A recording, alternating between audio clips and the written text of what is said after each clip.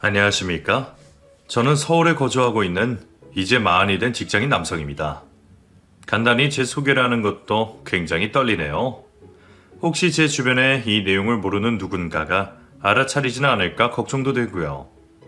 어디에라도 한 번쯤은 마음 편하게 이야기를 하고 싶었는데 말을 하다 제 감정이 주체가 안 될 것 같아 최대한 말을 아껴왔어요. 최측근의 사람들은 이 이야기를 저에게 들어 알고 있지만 오늘 제가 이야기할 것처럼 자세히는 몰라요. 부끄럽고 화가 나는 부분은 숨기면서 이야기했거든요. 그런데 이곳은 익명으로 속마음을 이야기할 수 있다니 힘을 빌려볼까 합니다. 그러면 제 이야기를 잘 들어주세요. 다른 이야기는 거두절미하고 일이 벌어지게 된 시점부터 이야기하겠습니다. 악착같이 공부를 했던 저는 제법 괜찮은 대학을 졸업하고 외국계 회사에서 일을 하고 있었어요. 매일 뉴스에서 취업난이라며 방송을 할 시기에 평범한 회사가 아닌 외국계 대기업에 들어간 건 같은 대학을 졸업한 친구들에 비해서도 굉장히 잘된 케이스였죠. 연봉도 높았고 회사를 다니다 이직을 하게 되더라도 좋은 조건을 받을 수 있을 정도로 탄탄대로의 길을 걷고 있었습니다. 평범한 회사원이었지만 또래들에 비해서 경제적인 여유가 있었던 저는 여러 취미생활을 즐기며 제 빛나는 싱글 라이프를 보내고 있었죠. 그렇게 취미를 즐기고 있던 중에 우연히 제 중학교 동창을 만나게 되었어요.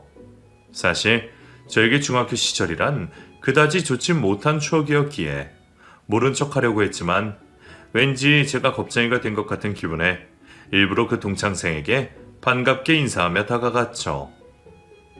지금 저의 모습은 누구에게 보일수라도 자신 있고 당당히 있기에 그 친구와 서로 많은 대화를 나눴어요. 그러다 그 친구가 얼마 뒤 동창회가 있다면서 나오지 않겠냐고 물었죠. 중학교 시절과 전혀 다른 저의 모습을 반 친구들에게 보여주고 싶었던 저는 흔쾌히 동창회를 나가겠다고 했습니다. 그렇게 처음으로 동창회에 나가게 되었고 그 자리를 즐겼어요. 친구들 모두 중학교 시절 이승열이라고는 믿을 수 없게 변해버린 저를 보곤 놀라워했고 관심을 표했습니다. 앞서 이야기한 것처럼 제 중학교 시절은 제 인생의 오점이었던 흑역사 시절이었거든요.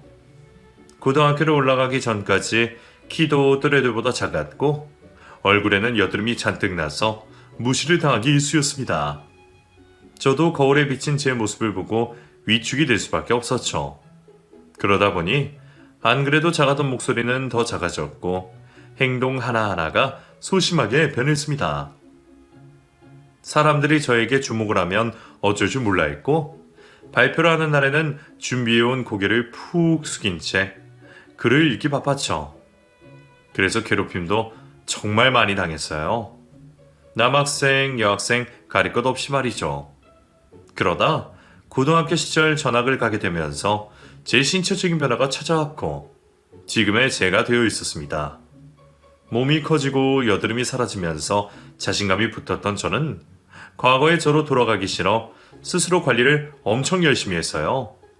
그래서 지금은 그 누구에게도 자신감 있게 행동을 할 수 있었죠. 저 스스로도 제가 괜찮은 사람이라는 걸 알았기에 동창들에게 쏠린 시선을 즐겼습니다. 일종의 복수를 하는 것처럼요.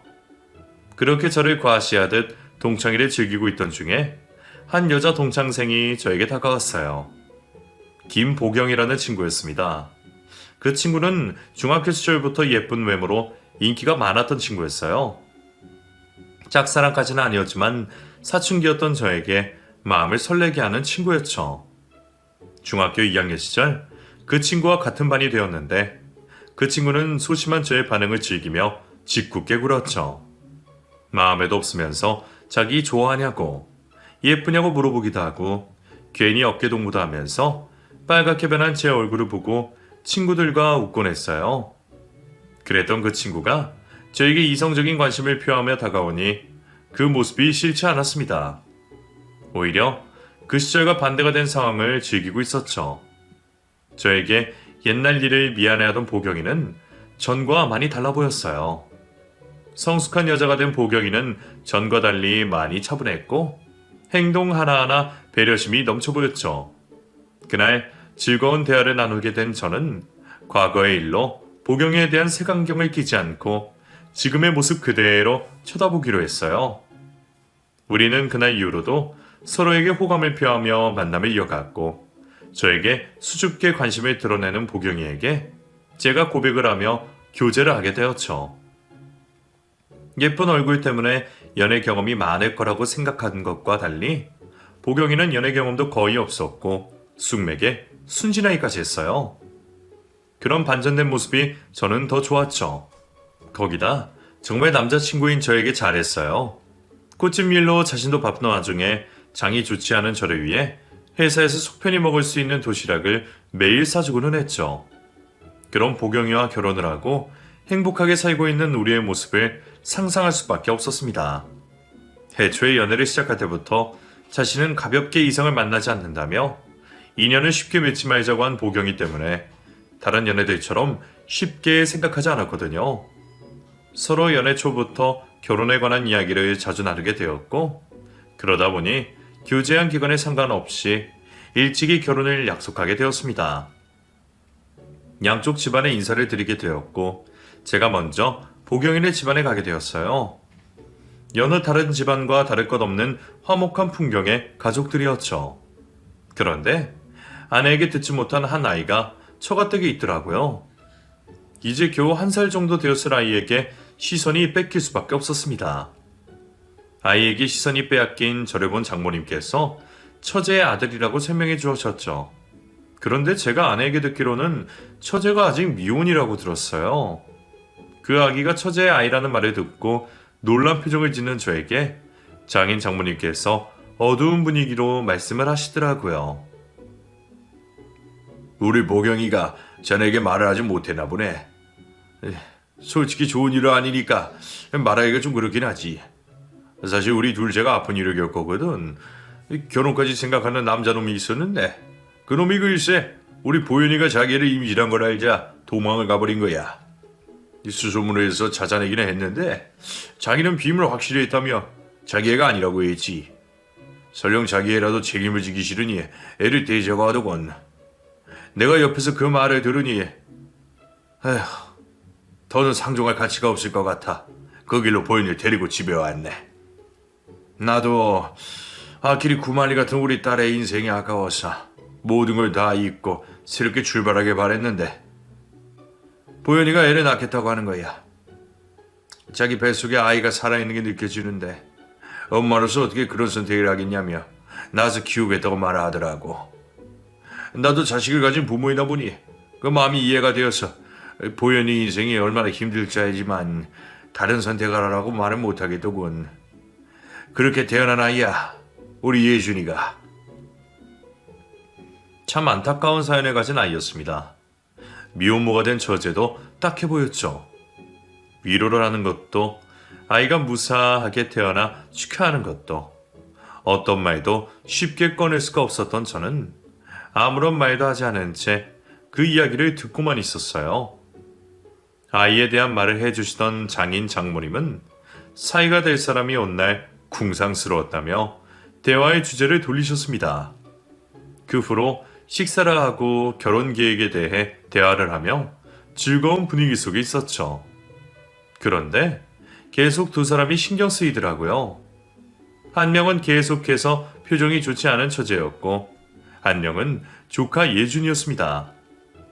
그날 듣게 된 이야기 때문에 괜히 신경이 더 쓰이는 것도 있었지만 처제가 아이에게 너무 무관심한 모습에 신경이 쓰일 수밖에 없었습니다. 아이가 뭔가 불편해서 칭얼거리는 것 같은데 엄마인 사람이 그걸 눈치채지 못하고 혼자 뭐가 그렇게 기분이 나쁜지 뾰로통한 표정으로 휴대폰만 붙잡고 있었거든요. 물론 미혼모인 처제 앞에서 결혼 이야기가 왔다 갔다 하는 게 기분이 나쁠 수도 있겠지만 그렇다고 아이에게 무관심할 필요는 없잖아요. 남편도 없이 일을 하며 육아까지 하는 게 제가 상상도 할 수 없을 만큼 지치고 힘든 일이겠지만 그래도 너무하다는 생각이 들 정도로 처제는 자신의 아이에게 무관심했죠. 저 때문에 더 기분이 좋지 않은 처제가 신경이 쓰여 아이의 작은 움직임에도 제가 더 어쩔 줄 몰라 하고 있었습니다. 그런데 그런 제 모습을 아내와 장인, 장모님께서 보시고는 신경을 쓰지 말라고 하시더라고요. 그래도 제가 아이에게 관심을 대지 못하자 급기야 아이를 데리고 방으로 들어가라며 처제에게 강한 어조로 말씀을 하셨죠. 아버님, 그렇게까지 안 하셔도 됩니다. 저 불편하지 않습니다. 처제 아직 밥도 다 먹지 못한 것 같은데 그냥 앉아서 식사하게 드시죠. 사위는 백년 손님이라고 하는데 그렇게 귀한 손님 처음으로 맞이하면서 이런 모습 보이면 안 되지. 우리가 지 기분 나쁜 걸 이해해줄 필요도 없고 다 자업자득이야. 자기가 한 선택인데 누굴 탓하겠어. 예비 사위로서 처음 그 집에 방문한 저 때문에 장인어른께서 일부러 더 강하게 처제를 탓하는 말씀을 하셨겠지만 자업자득이라는 말까지는 좀 심하다 싶었어요. 그렇다고 인사를 드리러 온 제가 더 나설 일은 아닌 것 같아 다른 말은 하지 않고 식사를 하며 대화를 이어갔죠. 그날의 작은 소동을 제외하고는 결혼을 하는 데 있어 다른 잡음은 생기지 않았고 저와 아내는 모두가 축하해주는 행복한 결혼식을 올리게 되었습니다. 결혼을 하고 난 뒤 처가댁에 좋은 사이가 되고 싶었던 저는 최대한 자주 장인 장모님을 찾아가 뵈려고 했습니다. 그런데 집을 찾아갈 때마다 집에 예준이가 있었어요. 일을 하고 있던 처제를 대신하여 장인 장모님께서 아이를 맡아주셨던 거죠. 아이를 별로 좋아하지 않던 저였지만 딱한 처지에 있는 아이와 나이 많으신 장인 장모님께서 고생을 하고 계신 걸 보니 제가 두 손 걷어붙이고 나서게 되더군요. 애를 안아본 적은 한 번도 없었지만 그렇다고 칭얼거리는 아이를 두고 가만히 앉아 그 상황을 지켜볼 수는 없었죠. 그런데 그럴 때마다 장인 장모님께서는 기이한 사이 귀찮은 일 하지 말라며 저 품에 있던 예준이를 다시 데려가셨습니다. 아이고, 내가 괜찮다고 했는데도 또 예순이 안고 있네. 이서방, 저가 집에 와서는 그냥 쉬고만 있어. 이렇게 와준 것도 고마운데 무슨 애까지 보려고 해. 애가 얼마나 무겁다고요. 이렇게 잠깐 안고 서 있는다고 힘들고 그러진 않습니다. 그리고 괜히 제가 와서 이것저것 챙겨주시느라 힘드실 텐데 애까지 울면 얼마나 정신이 없으시겠어요. 예준이 이러다 곧 잘 것 같으네. 조금만 더 안고 있다 잠들면 내려놓을게요. 아니야. 곧 이가 온다고 했으니 내가 안고 있을게. 자네는 그저 앉아서 과일 먹고 편히 쉬게. 일주일 내내 일한다고 고생한 사람이 여기까지 일하면 되나? 자네가 이렇게 하고 가면 내가 오히려 불편해. 예준이 어서 건네주기에. 그때는 장인 장모님께서 사이를 생각하는 마음에 또 아이를 보는데 서툰 제 모습에 예준이를 데려간다고 생각했어요. 그래서 몇 차례 예준이를 돌려준 다음에는 나서질 않았죠. 제가 없는 평소에는 어떻게 지내는지 모르겠지만 사위인 제가 왔을 때는 저보다 후순위로 밀려 외조부모의 애정을 받지 못하는 예준이가 불쌍해 보였습니다. 안 그래도 바쁜 처제로 인해 엄마의 사랑도 또래 아이들보다 적게 받다 보니 더 신경이 쓰일 수밖에 없었어요. 제가 잠시 아이를 돌보는 걸 신경을 쓰시는 처갓집 가족들 때문에 다른 행동은 할 수 없었고 대신 아이에게 필요한 육아용품이라도 많이 사주며 신경이 쓰이는 마음을 대신 전달했습니다. 그러다 그런 아이 때문에 잠시 저와 아내 사이에 갈등을 하는 일이 생기게 되었어요. 처갓의 상황이 신경 쓰이는 것 빼고는 아무런 문제 없이 행복한 결혼 생활을 즐기고 있던 저에게 어느 날 아내가 예준이를 데리고 와서 키우면 어떻겠냐고 물어온 거죠. 그 당시 처제에게 해외에서 일할 수 있는 좋은 기회가 찾아왔었는데 아이 때문에 고민을 하고 있다고 하더라고요. 그러면서 미혼모인 처제가 아이를 잊고 새로운 출발을 할 수 있게 도와주려고 하는 겁니다. 여보, 잠깐 나랑 이야기 좀 할래? 내가 저번에 말한 거 있잖아. 보현이가 외국에서 일할 수 있다고 말한 거. 그것 때문인데 예준이 우리가 데려와서 키우면 안 될까? 예준이를 우리가? 지금도 장인 장모님께서 키우고 계시잖아. 처제가 외국을 가게 되고 떨어져서 키우더라도 지금처럼 지면 되는 거 아니야? 그래도 되긴 하는데 솔직히 미혼모란 타이틀이 어딜 가나 쉽게 이해받을 수 있는 건 아니잖아. 아직 나이도 한참 어린데. 이왕 새로운 곳에서 새롭게 출발하는 거면 깨끗한 상황이 좋을 것 같고 우리 부모님 나이도 있으신데 언제까지 저렇게 고생만 시켜. 그래도 그렇지. 우리가 애를 못 가지는 상황도 아니고 서로 합의하에 안 가지는 상황인데 굳이 조카를 데려와서 키울 필요가 있어? 지금처럼 장인 장모님께서 예준이 키우시고 우리가 더 자주 찾아가서 도와드리면 되지. 공동육아처럼. 처음에는 나도 그렇게 하면 될 거라고 생각했는데 매일 예준이 보는 우리 부모님 마음이 얼마나 아프시겠어. 손자가 부모 사랑도 못 받고 크는 걸 얼마나 가슴 아파하시겠냐고. 그리고 외국에 있는 보현이도 마음이 편하겠어? 뻔히 나이 드신 부모님이 자기 때문에 고생하시는 걸 알 텐데. 당신은 다르겠지만 나는 아이를 가지지 않는 이유 중에 하나는 출산의 고통 때문이야. 솔직히 여자로서 아이를 키우고 싶은 생각도 있어. 그래서 내 입장에서는 지금 예준이를 데려오는 게 나와 우리 부모님 그리고 보현이에게도 좋은 게인 것 같고, 당신만 허락해준다면 내가 예준이를 내 친자식처럼 키울게. 당신 입장도 충분히 이해하는데 한 번만 우리 가족을 위해서 허락해주면 안 될까? 우리 가족 다들 너무 힘들어서 그래.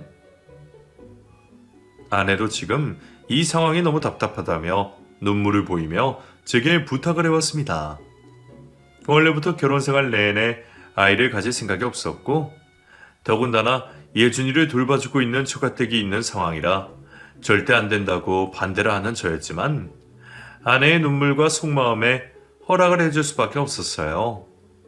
아내는 아이를 데려오는 대신 제가 아이 일로 신경을 쓰지 않겠다고 말했습니다. 아이를 키우는 데 있어서는 자신이 모든 걸 하겠다고 말이죠. 그렇게 예준이를 저희 집으로 데려오게 되었고 아내는 자신이 한 말을 지키려는 듯 정말 예준이를 정성껏 돌봤어요. 아무리 동생이 낳은 조카라고 하지만 저렇게까지 하나 싶을 정도였죠.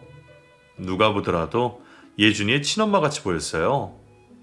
다른 사람들이 있을 때나 없을 때나 한결같이 아이를 생각하며 정말 친자식처럼 예준이를 키웠죠. 홀로 예준이에 관한 건 홀로 감당하려는 그 모습에 오히려 제가 미안해질 정도였습니다. 예준이를 데려오고 싶다고 처음 저에게 말을 했을 때 제가 반대를 한 이유 때문인지 좀 과하다 싶을 정도로 저에게 부담을 주지 않으려고 했거든요. 육아와 살림을 사는 아내가 피곤해 보여 휴식을 취했으면 하는 마음에 제가 예준이를 데리고 밖으로 나가려고 하면 굳이 자기도 같이 가겠다며 한시도 예준이를 자기 곁에서 떨어뜨리려고 하지 않았습니다. 처음에는 저에게 한 말을 지키고 친모인 처제와 떨어진 아이가 불쌍하여 저렇게 열과 성의를 다해서 돌보나 싶었는데 나중에는 아내 자신도 아이를 키우고 돌보는 일을 진심으로 좋아하는 것 같더라고요. 그렇게 5년이라는 시간이 지났습니다. 여전히 아내는 예준이에게 정성을 다하고 있었어요. 그런 아내의 모습을 보니 아이를 가지는 것에 부정적으로 생각하는 저도 한 명 정도는 낳아도 되지 않을까 고민을 하게 되었죠. 비록 예준이가 제 자식은 아니었지만 곁에서 한 가족으로서 아이를 같이 양육하다 보니 아이를 키우는 게 무조건 부모의 희생만 있는 건 아니라는 것을 느꼈거든요. 좀 늦긴 했어도 아이를 가지는 것을 아내와 상의할 필요가 있다고 생각했죠. 하지만 그 말을 꺼내는 게 쉽지는 않았어요. 저도 회사 일로 바빴고 하루 종일 예준이를 돌보고 집안일을 하느라 지쳐있는 아내를 붙잡고 말을 꺼낼 수가 없었죠. 그러다 회사 사정으로 제가 평일 하루를 쉬게 되었어요. 주말을 제외하고는 오랜만에 쉬는 날이라 예준이를 처가댁에 맡겨놓고 아내와 데이트도 하고 임신에 관한 이야기도 할 계획을 짰죠. 그런데 아침부터 바빠 보이던 아내가 일이 있다며 처가댁에 다녀오겠다고 말하는 거예요. 예준이는 자신이 재웠고 아이가 일어나기 전에 돌아올 거니 마음 편히 저 하고 싶은 걸 하라고 했습니다. 제 계획대로 되지 않아 좀 아쉽긴 했지만 귀한 휴무일에 집에만 있기 그래서 자영업을 하는 친구들에게 연락을 돌려 약속을 잡으려고 했죠. 그런데 언제 깨어날지 모르는 아이를 혼자 두고 집을 나간다는 게 마음에 걸리더라고요. 아무리 친정과 저희 집이 가깝고 아내가 금방 돌아온다고 했지만 7살인 예준이가 집에 아무도 없다는 걸 알면 무서워할 것 같았죠. 괜한 곳에 에너지 쓰지 말고 집에서 휴식이나 취하기로 했습니다. 라면을 끓여서 거실에 앉아 TV를 보고 있는데 라면 냄새 때문인지 예준이가 잠에서 깨어나 거실로 나오더라고요. 예준이 라면 냄새 때문에 일어났어? 배고프면 옆에 앉아서 라면 먹을래? 아니요. 그냥 옆에서 놀게요. 아이는 제 옆에서 놀고 저는 라면을 다 먹은 뒤에도 거실에 앉아 TV를 보고 있었죠. 제가 보고 있던 프로는 예전에 하던 시트콤이었는데 이번화 내용 중 하나가 포경수술에 관한 거였어요.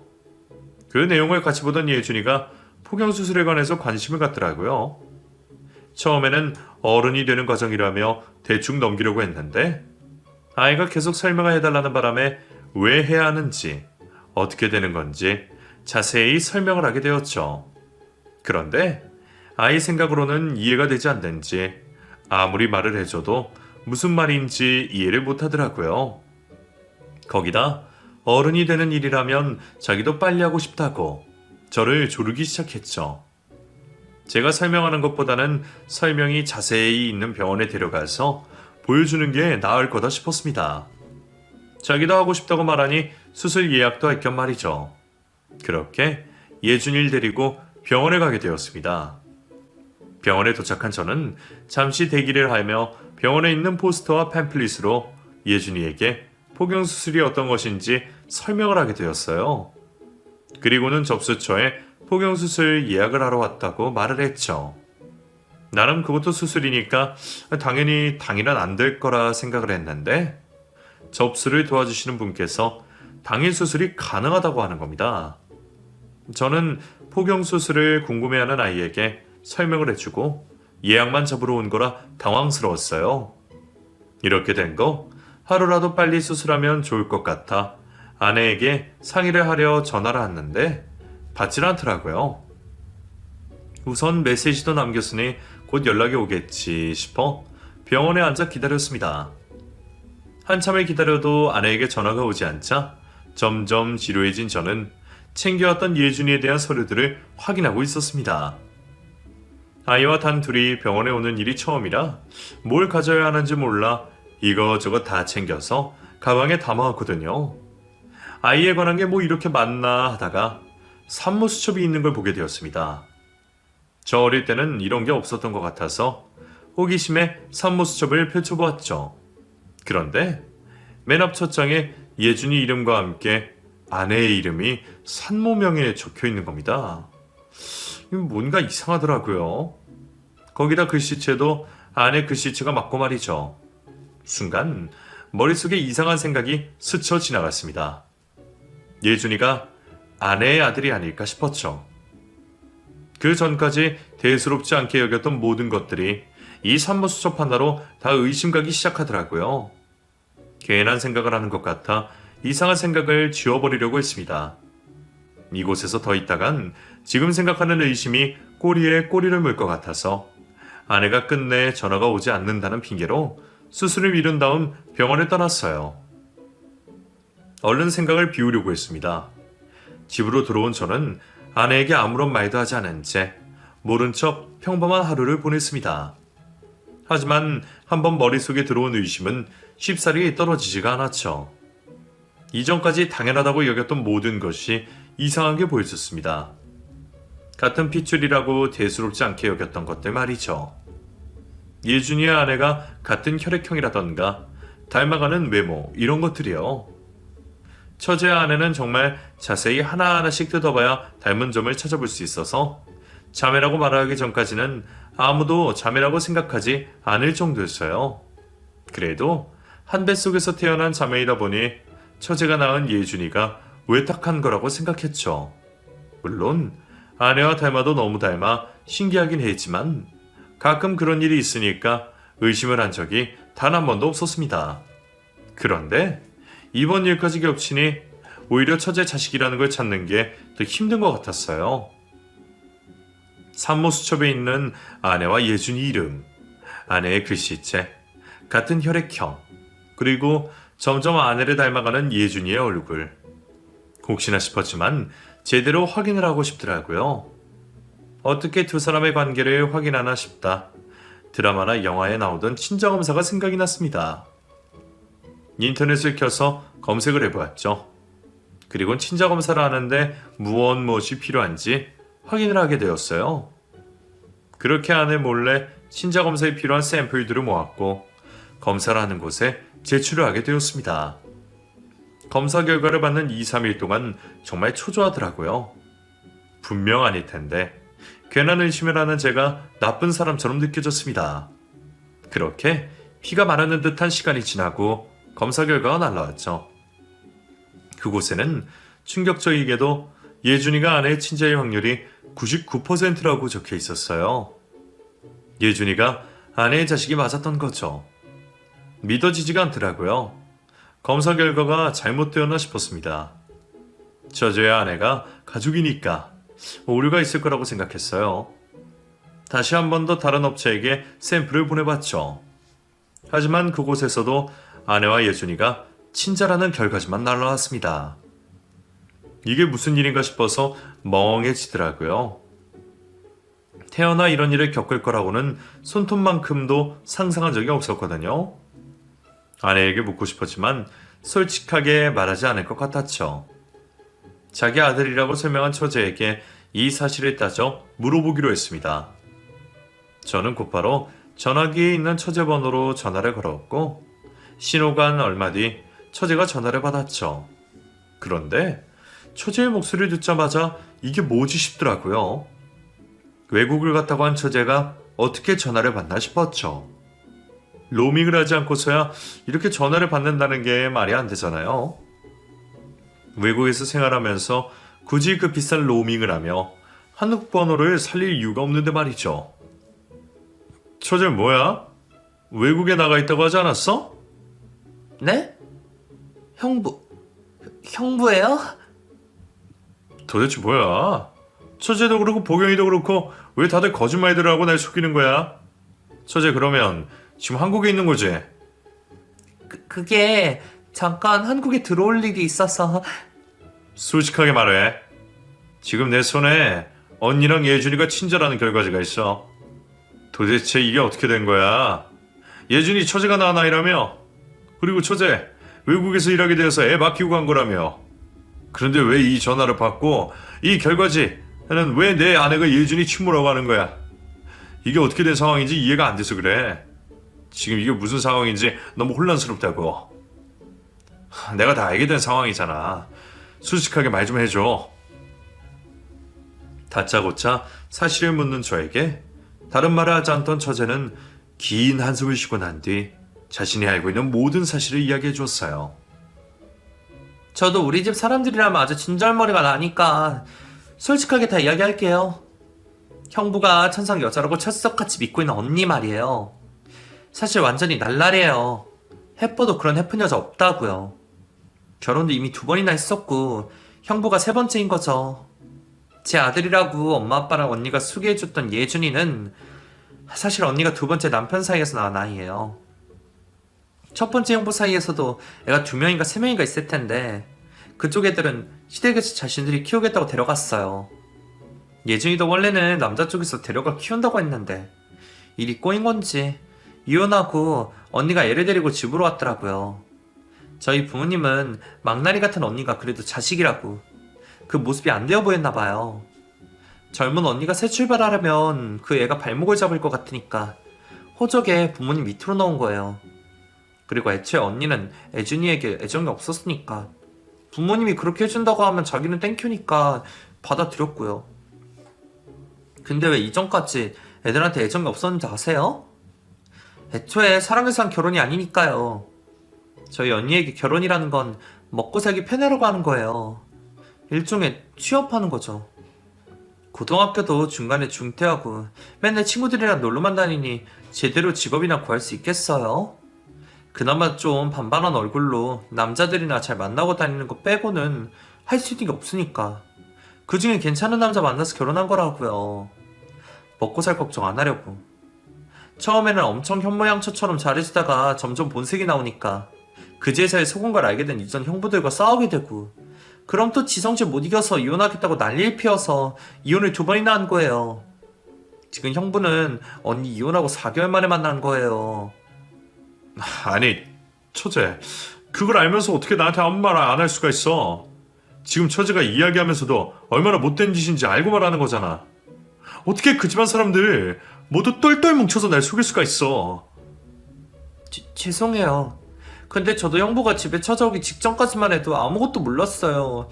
형부 찾아오기 몇 시간 전에 그 집 사람들이 아무 말하지 말고 가만히 있으라고 해서 그냥 그런가 보다 했고, 나중에 언니랑 결혼할 사람 온다고 하길래 언니 사정 다 이해해주는 호구가 있구나 싶었다고요.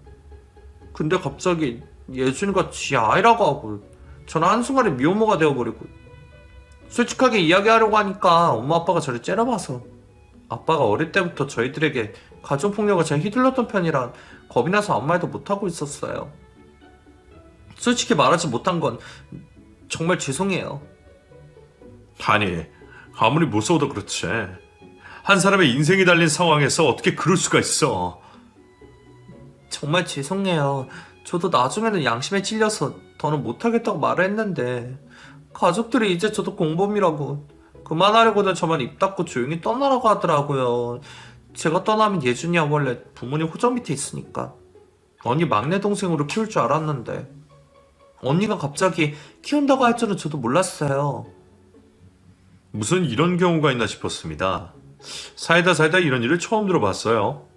정리를 하자면 재혼한 남편 사이에 낳은 예준이를 이혼을 하게 되며 데리고 왔고, 장인 장모님이 젊은 나이에 아내 미래를 위해 예준이를 자신의 밑에 가족관계상 자식으로 넣은 겁니다.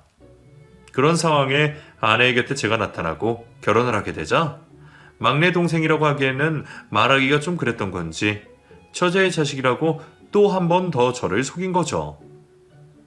처제는 부모님의 협박으로 어쩔 수 없이 미혼모가 되어 예준이 엄마가 되었던 거고요. 그러다 처제가 더는 가족들의 거짓된 연극을 그만하겠다고 하자 조용히 떠나라 했고, 무슨 바람이 분 건지 예준이를 아내가 데려가 키우겠다고 한 거예요. 지금 상황을 정리하면서도 기가 차오릅니다. 아이가 물건도 아니고 그 집안 가족들끼리 돌려가며 입맛대로 보호자를 바꾸고 있었어요. 친자검사 결과도 2개나 있었고 또 처제에게서 어떻게 된 일인지도 알게 되었으니 저는 아내 입으로 이 모든 일을 솔직하게 듣고 싶었어요. 때마침 제가 한참 동안 밖에 나가 전화통화를 하고 있자 무슨 일인가 궁금해하던 아내가 전화를 걸어왔습니다. 저는 단둘이 드라이브나 하자며 예준이를 처갓집에 잠시 맡겨두자고 했어요. 아내는 제가 데이트 신청을 하는 줄 알고 신이나 아이를 맡기고 왔죠. 아내가 차에 올라타자마자 저는 지금이라도 아내가 사실대로 말해주길 바라며 이야기 시작했습니다. 당신 나한테 할 이야기 없어? 솔직히 이야기하면 괜한 이야기들은 들추지 않을게. 뭐야, 데이트하는 줄 알았더니 사람 캐물으려고 한 거야? 농담 아니야. 지금까지 나한테 거짓말한 거 솔직하게 말해. 정말 왜 이래? 당신 진지한 거야? 제가 아무런 대답이 없자 더는 농담이 아니라는 걸 느낀 아내는 다른 사실을 이실직고 했죠. 그래. 내가 당신 벌어오는 돈의 반은 나 관리받는데 좀 썼어.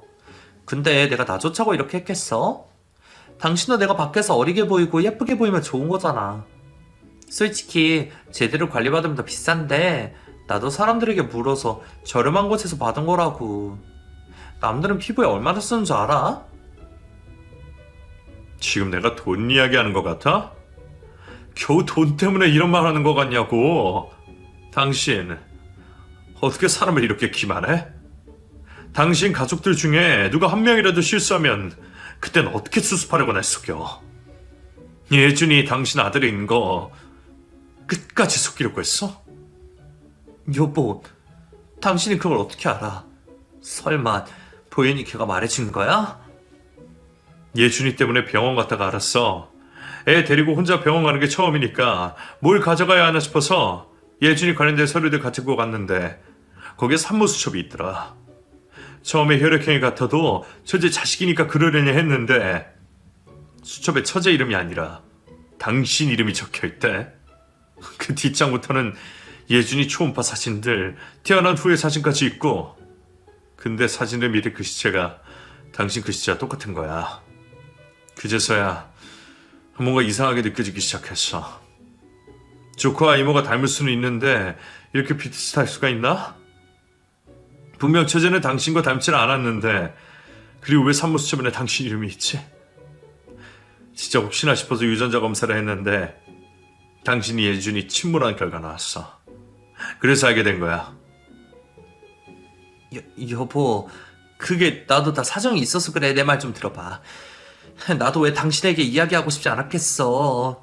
나도 불안한 마음으로 사는 게 얼마나 불편했다고. 예준이 내 아이 맞아. 내가 사귀던 사람 사이에 아이를 가지게 되었는데 그 사람이 아이를 책임지기 싫었는지 도망을 가더라고. 그렇다고 소중한 아이를 지울 수가 없잖아. 또 거짓말. 당신 정말 입만 열면 거짓말이야? 내가 다 알고 있다고 말하는데 또 거짓말이냐고. 예준이가 재혼한 남편 사이에서 낳은 아이라는 걸 내가 모르고 있는 것 같아? 전부 다 들었어. 당신이 날 만나기 전까지 무슨 생각으로 어떻게 살아왔는지. 첫 번째 남편 사이에 아이가 있는 거, 재혼을 한 거, 그리고 새 출발하려고 예준이를 장인 장모님 호적 밑으로 넣은 것까지.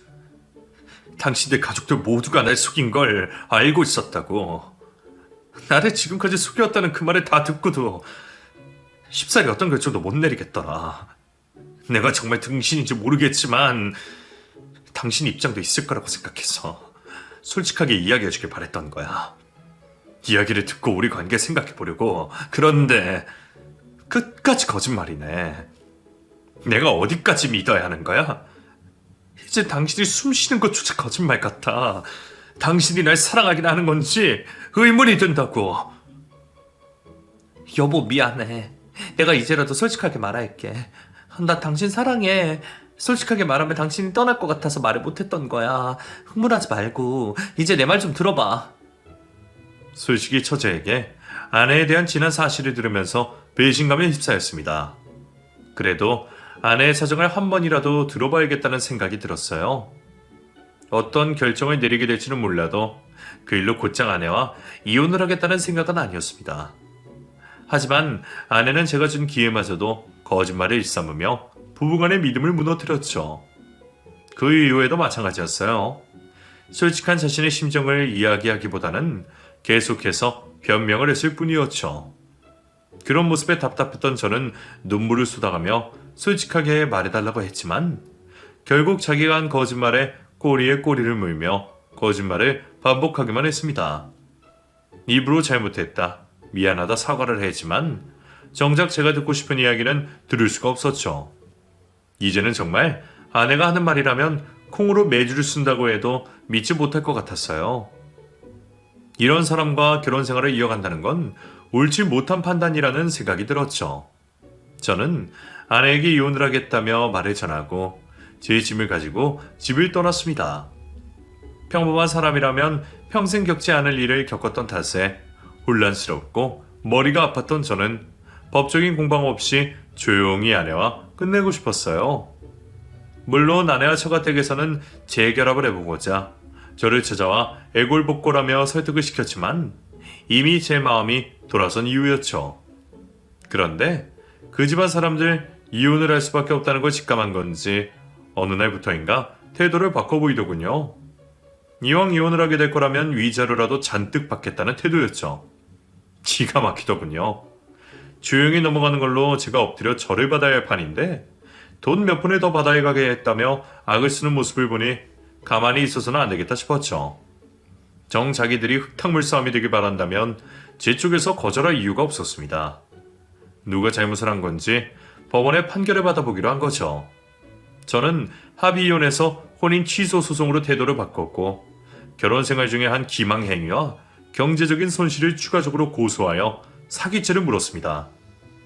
아내가 지금까지 관리를 하겠다며 가져간 제 월급의 반 이상을 자신의 사칭품과 유흥비에 사용한 내용과 결혼 전 제게 받은 금전적인 도움을 받은 걸 가지고 금품을 편취했다고 주장을 했죠. 우선 혼인 취소 소송에서는 무엇보다 제가 아내의 아들이 예준이라는 것을 알게 된 시점이 중요했습니다. 아내와 장인 장모 모두 입을 맞춰놓은 상황이었고 당사자인 예준이는 아무것도 모르는 일이라 제게 불리했죠. 하지만 아내의 거짓된 연극을 알려주었던 처제가 증인으로 나와주며 사실을 입증할 수 있었어요. 그렇게 지난 몇 년간 아내와 맺어왔던 혼인관계를 취소할 수 있었습니다. 당연히 혼인 취소 소송에서 승소를 하게 되면서 사기죄 또한 성립이 되었고요. 그 집안 다른 사람들의 경우 이제라도 연을 끊게 되어 다행이었지만 단 한 사람, 예준이와 이렇게 된 게 아쉬웠습니다. 같이 생활하면서 정이 많이 들었거든요. 하지만 아이와도 완전히 연을 마무리하는 게 나을 거라고 생각했어요. 제가 어중간한 태도를 가지면 아이가 더 혼란스러울 거라고 판단했습니다. 그렇게 그 집안과의 악연을 마무리하게 되었습니다. 이후 저도 꽤 오랜 시간 동안 방황을 했어요. 아무래도 여러 명의 사람들에게 둘러싸여 속아왔던 탓에 사람 믿는 게 쉽지가 않더라고요. 다가오는 인연도 괜히 경계하고 조심스러워하며 방어적인 모습을 보였죠. 다행히 지금은 많이 회복이 되어 좋은 인연을 만나 새로운 만남을 시작을 하고 있습니다. 제 과거를 알고도 저와의 인연을 시작해준 친구를 위해서 이제는 과거의 악몽을 훌훌 털어내고 다시 행복한 제 인생을 그려야겠죠. 부디 오늘 사연을 보내게 됨으로써 과거의 일과는 완전히 작별하게 되었으면 합니다. 그럼 이만 제 글을 마치도록 할게요. 사연 채택해주셔서 감사하고 다들 밝고 좋은 일들만 가득하시길 바라겠습니다.